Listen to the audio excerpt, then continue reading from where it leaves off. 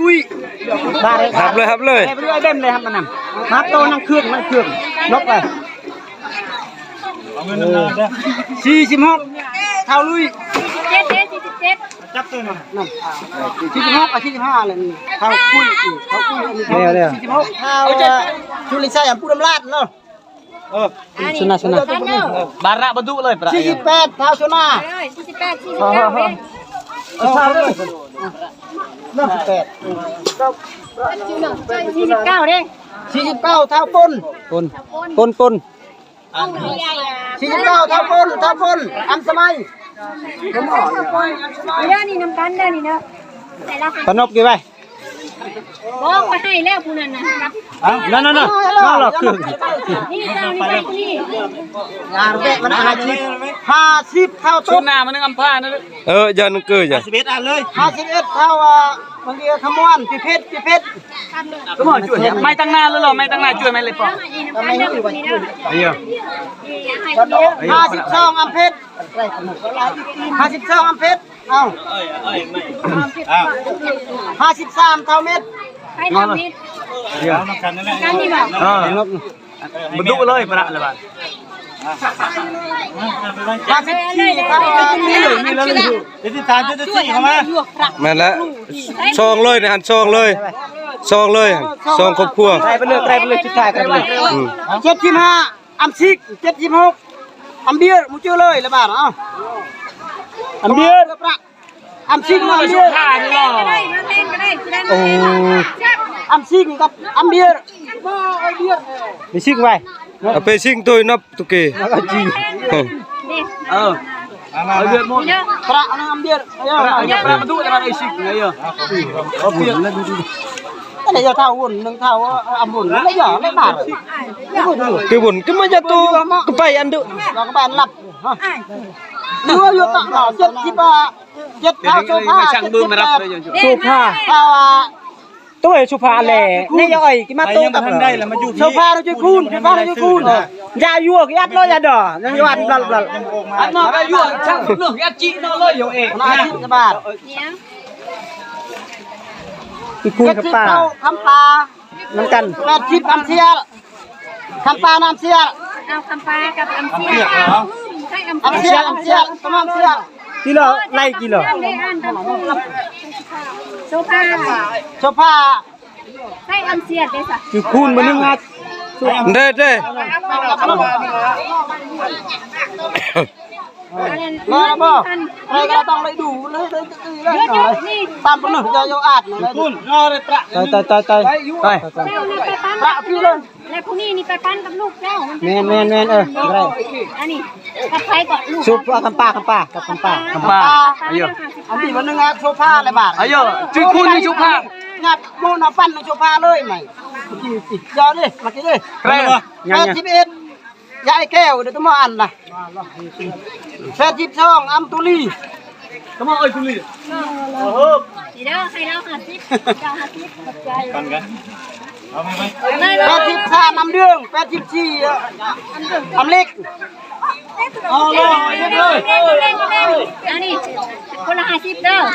อัมเล่งใช้ประละนึงจ้ะ85อัมสักดา86ทองดีอัมสักดาทองดีต้องมาทองดีนี่จับกล้องเลยถือพ่อแน่มันคือแน่เว้ยถึกบ่ว่าตีแล้วจบเบิดยังเราไปเดียวหยาจ้ะได้หยาพี่เนี่ยกินนั่งหยาน่ะไม่ใช่แล้วไม่แต่เฮาคนเดียวไอ้เยอะไปขอบใจหนูตาเลยขอบใจหนูตาด้วยมันเนาะ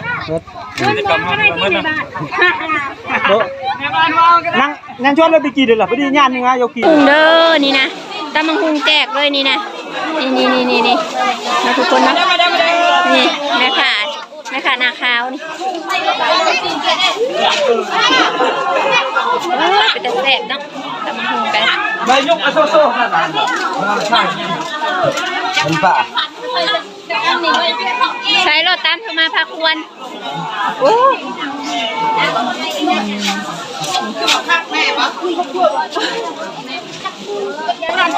แล้วทุกคนกำลังหอนเลยนี่เนาะโอ้11 โมงนี่ยัวอยู่โอ้เก็บถ่ายรูปได้ป่ะนี่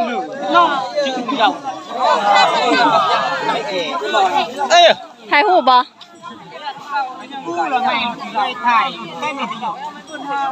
ยกขึ้นเยอะมาตุ้มเยอะยังก่อน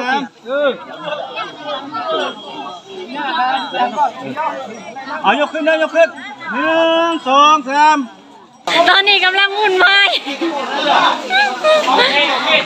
เรียกว่าผลิตประทันเลยเก็บมาถ่าเอาอาหารนี่เนาะเอามีแต่เสานุ่ม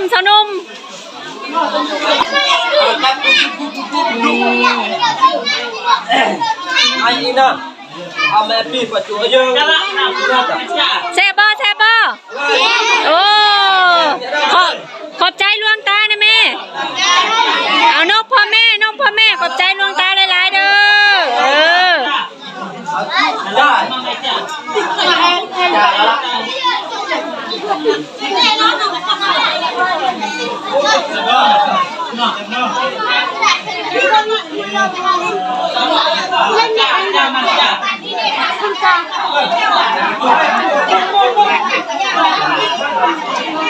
เอ็มบ่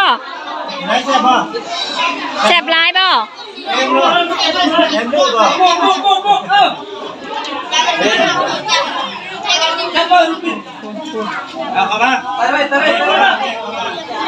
บ่คือบ่กินเขาค่อยเขาจะกินตำหุ่งเนาะเขาหมักกินตำบักหุ่งให้ตำมาเสริมใช่อีกมาเด้อ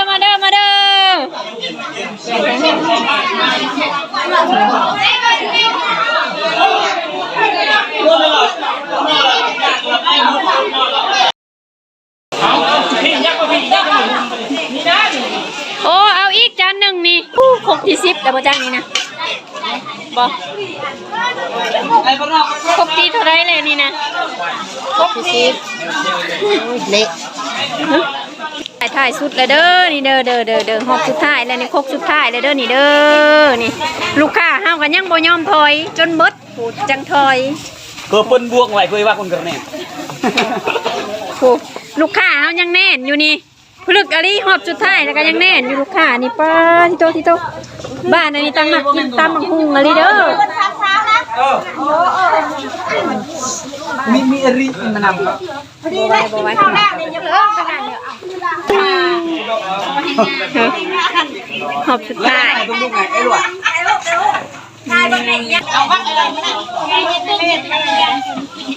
นี่เด้อนี่หอบสุดท้ายเลยเด้อทุกคนมาเด้อใครบ่ทันกินก็มาเด้อหอบสุดท้ายแล้วเด้อเป็นยังนะอยู่นี่จะพาแล้วเบิ่งยังหุ่มอยู่ฮะโอ้กินแล้วเลยห่อใส่ถุงเมื่อพร้อมพูนบ่ธรรมดาเด้อ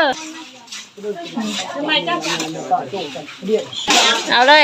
ลยบุฟเฟ่ตำบักหุ่งข้าวเที่ยงอยู่บ้าน3 สาวนี่เอาบรรยากาศฝนตกทุกคนเลยดีแต่มาแจกเครื่องแล้วฝนจังตกเนาะธรรมศาสตร์พอเองนี่เรียบร้อยฝนจังตกยังมาบุญอยู่เลยทุกคนนี่ฉันมีอยู่5 กลุ่มมื้อนี้3 กลุ่มข้างนอกแม่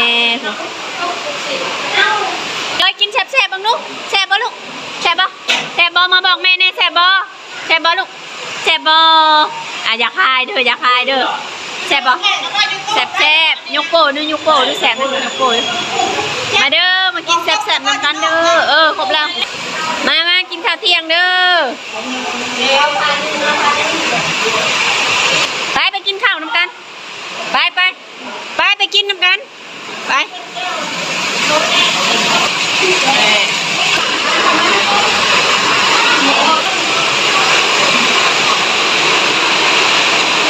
คนแห้งอะไรคนตกชุ่มเย็นบรรยากาศว้าขัดอะไรคนตก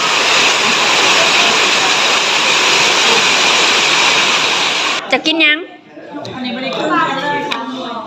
เก่งอะไรเจ้านี่เนาะ 9 เดือนน่ะอยากดูดนมปองน่ะบ่กินนมเอยต้าบ่ลูกเบิ่งดูดจุดแซ่บบ่กะกะเอ้ยแซ่บบ่ลูก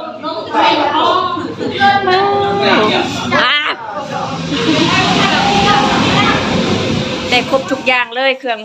ครัวเฮือนของน้องดาดเนาะเอียงเพิ่นก็มีครบแต่ทุกคนสะดวกสบายมาหาเพิ่นนี่บ่ต้องยุ่งยากวันนี้เนาะบ่คือแต่ก่อนเลยเนาะแม่ครัวเฮากุ๊ก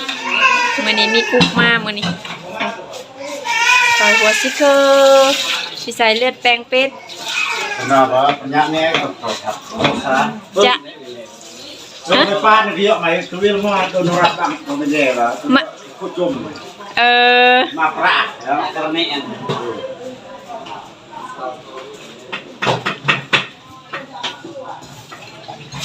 กำลังตัดมืองานไว้จะต้องมืออื่นไปใส่ธิดาเสียหญ้ามันต้นบ่โอ้หญ้าให้แล้วเสียหญ้ามันต้นอีกบัดนี้มืออื่นเพิ่นไปเสียหญ้ามันต้นเพิ่นว่าบ่ได้พักผ่อนเลยเนาะคันมีงานแบบนี้จังพักแม่นบ่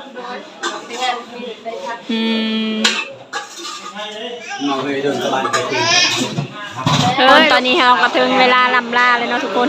ยำสิเมื่อแล้วนี่สามสาวเยี่ยมกลับแล้วออกาผู้รถนะพร้อมแม่ครัวกับพร้อมไปพักผ่อนโอ้ธรรมศาสตร์ทุกคนเบิ่งแม่ผู้วิวต้องอีกแล้วคนนี่เด้อสามสาวเอ้ยบ๊ายบายโอกาสหน้าพบกันใหม่เนาะหอบแรงทุกคนยังบ่จบได้ทีมงานเฮาหลังจากมาแต่แจกเครื่องแล้วเฮาก็มาต่ออยู่เพื่อนต่อเนาะมาเลี้ยงแม่ครัวเนาะวันนี้เนาะเมนูของเฮาก็คือต้มปลาคอเวียดนามทุกคนเนาะปลาตะเดเนาะกุ้งปลาหมึกนี่กุ้งปลาหมึกเวียดนามสดๆจากทะเลนี่เนาะกระเทียมแม่ครัวเฮานี่มากระเจี๊ยบอันนี้มืดๆแน่เนาะนี่เอายังจานอยู่ใส่อีกนี่มาเบิ่งแม่ครัวเฮา466แม่เฮือนครัวแม่ค่าแม่อยู่เฮือนครัวแม่ค่านี่เนาะมื้อนี้เฮาต้มปลาคอนี่ก็คือปลาคอนี่เลี้ยงแม่ครัวมื้อนี้นะเลี้ยงไอออก้าเมื่อยไปแจกเครื่องมื้อนี้บ่จุ้ยไอออก้าเมื่อยบ่นี่กะเกียมเนาะมานี่แม่ครัวของเฮาอันนี้คือน้ำซุปต้มปลา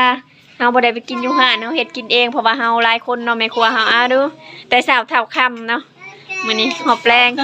ชุดเก่าหอบแรงแล้วก็ปิดได้นี่ปิดท้ายด้วยต้มปลาเนาะทุกคนพาผู้เพิ่นไปแจกเครื่องแล้วก็มาปิดท้ายด้วยต้มปลาเลี้ยงแม่ครัวมื้อนี้เนาะได้ใส่ใส่ตากับใส่เป็นนัวเลี้ยงแม่ครัวเลี้ยงเพิ่นเทื่อนึงนี่เนาะ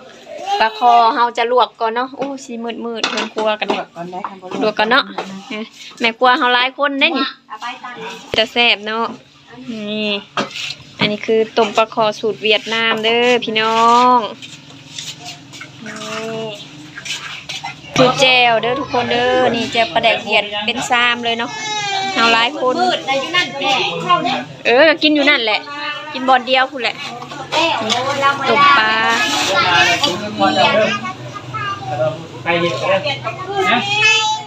เด็กๆค่ะ